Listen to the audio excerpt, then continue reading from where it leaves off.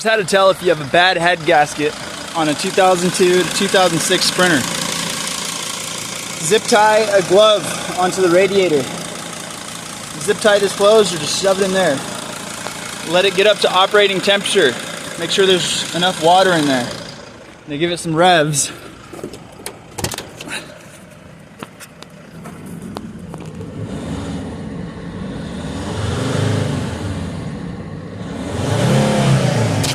Now this took a couple hours of idling.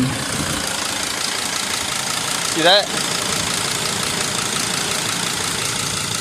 It's definitely inflated. So we can repeat the test. Try to show you inflated a little more.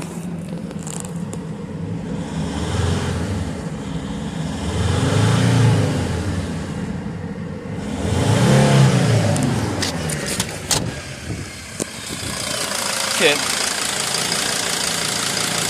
Well, it was inflating more earlier, but yeah.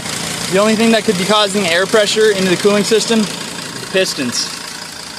Enjoy.